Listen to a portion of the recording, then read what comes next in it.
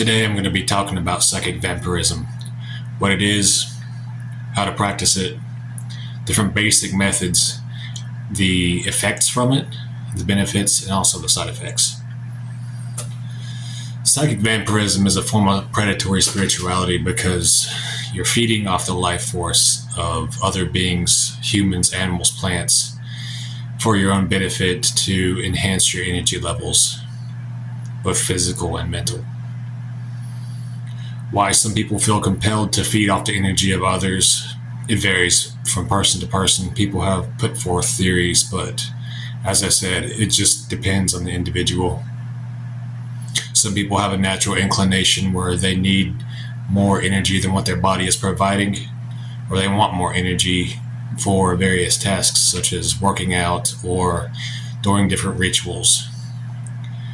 So, we're going to get right into it, and also I'm not going to be discussing any morality codes associated with this or lack thereof, because that's up to the individual psychic vampire.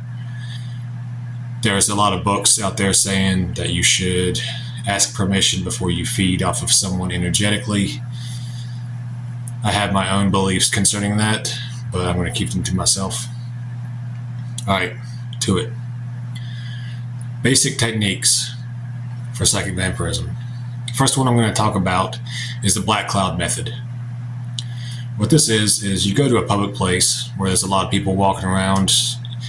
You can also go to like a concert or a gym or some place where people are expending a lot of energy and there's a lot of ambient energy, floating about. What you do is you let that feeling of desire for energy build up in you. Then you imagine that as a black cloud expanding from your body in all directions. Fill the whole room up with that black energy. And just think in your mind a mantra: feed, energy, draw in, more. And just constantly repeat that mantra. And you'll see that black energy start to vibrate. And sometimes it turns like a dark purple or a reddish color. That's a sign that it has drawn in the ambient energy in the room. And then just draw it back into yourself. And usually I draw the black cloud into my solar plexus area. Then I cycle it through my body a few times. Up the spine, out the crown of the head, down to your feet, and then back up. And the effects are immediate. It's like your body will feel warm. You'll feel more amped up. You'll feel pumped up like you just drank an energy drink. And it's a nice quick hit of energy. It's good to do this before hitting the gym or doing some task that requires a lot of mental energy, like studying. And it can also be used to charge talismans with, and you can learn how to direct energy into other things like self-healing, healing others, or even enhancing your physical attributes. Such as you can channel the energy, cycle it through your body, then imagine it as a glowing bright light surrounding you, and that will attract certain types of people to you and repel others. That's a basic of glamour, magic, and illusion. And also, I would like to mention that it's best to practice visualization on a daily basis if you're going to get into psychic vampirism, because it will enhance your practice tremendously. The second method I'm going to be talking about is the vortex method. And it's a method I've found to be more effective than the black cloud method. It's a little bit more advanced, but it's worth learning. So after you practice the black cloud method for about a week or so, you can move on to it. Go to, like I said, a concert or anywhere where there's a lot of people and a lot of energy. You can also do this out in nature if you don't prefer to be around people. You can draw off the energy of the trees, plants, animals. But expand the black cloud like you normally do. And then see it spiraling and spinning like a vortex, like a tornado or a hurricane. And you can play around with the visualizations of this.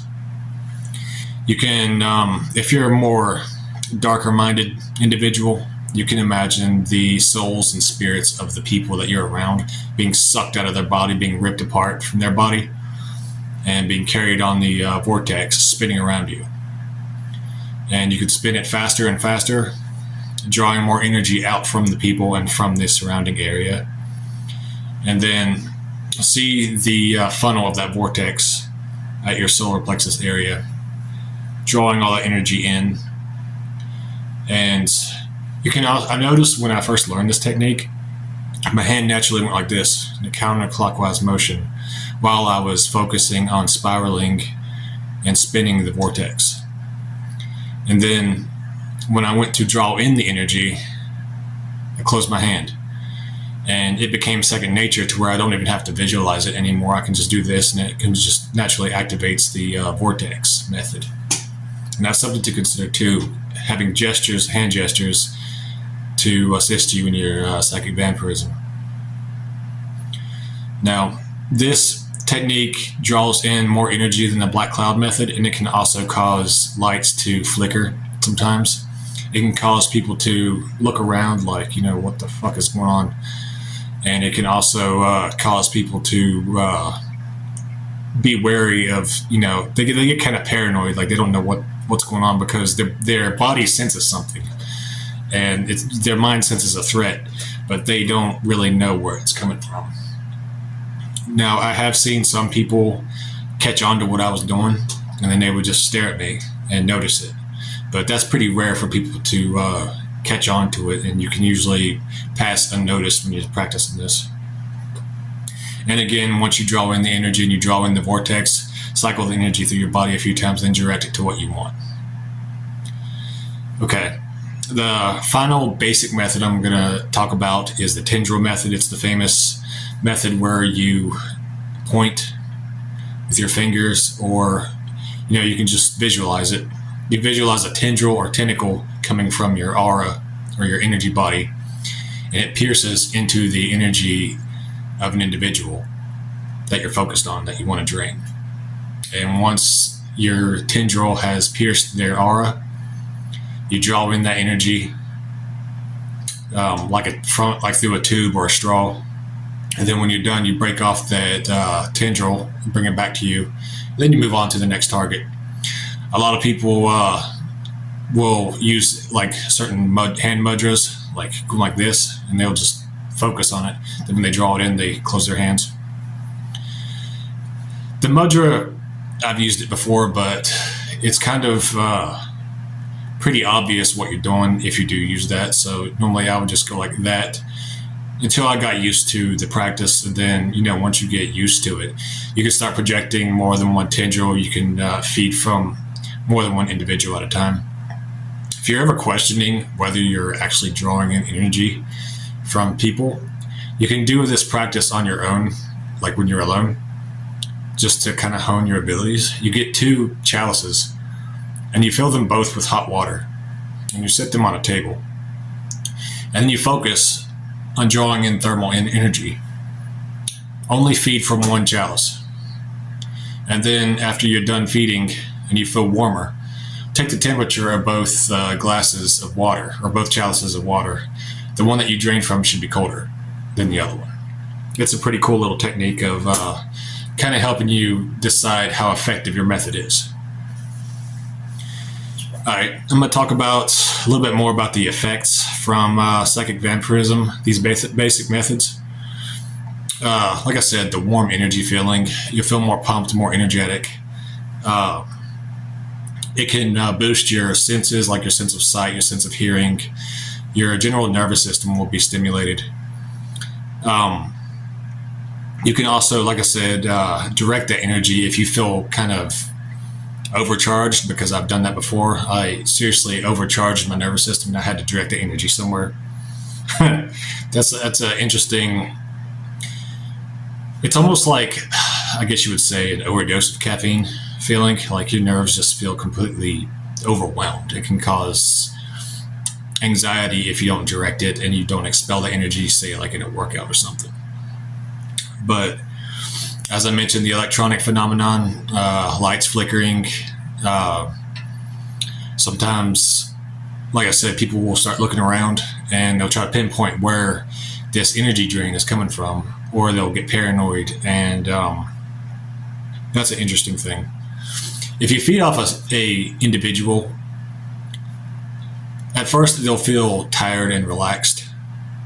But if you're around this person on a daily basis and you are feeding from them regularly, they'll start getting depressed and they'll start losing interest in the things that they once were passionate about.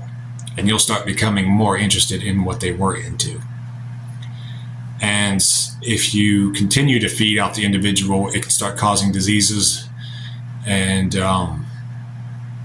it can cause a weakened immune system. And it's pretty brutal to watch if you don't know what's going on. I've had that happen when I've been in relationships before. It's like I was feeding off them and I didn't realize that I was doing it. It was back when I was first learning the techniques. And it became such a subconscious thing that I was like, why are you tired all the time and shit? Because I was like amped up as all hell. And that's another thing you need to learn, is how to shut off your feeding ability, because your spirit and your soul and your essence becomes so immersed in the vampiric practice that it becomes a part of you on a deeper level. And your mind is constantly in that predatory state, and you want to feed all the time, regardless who you're around. Your vampiric practices will automatically switch on when you're around another living being. And so that's something to learn how to control. Bring your tentacles or tendrils in. Close off your chakras and energy centers when you're around people that you don't want to drain. And that should be good. But it's something I wish I would have been taught early on. But yeah, that's something to think about as well. What else? But yeah, that's the basics of psychic vampirism. Give it a few weeks of practice. You'll have some trial and error, but it's definitely a worthy occult practice to get into if you're into predatory spirituality and you start studying and practicing the vampiric paths. It enhances your mental faculties. Also, it enhances your visualization ability tremendously with your eyes opened and closed. And as I said earlier, it's best to follow this up with daily visualization practice with your eyes closed and with your eyes opened. Envision different objects with as much clarity as possible in your mind with your eyes closed. And then with your eyes opened in a dark room, try to see that same object in front of you. But yeah, that covers it for this beginning psychic vampirism. Infernal Hails.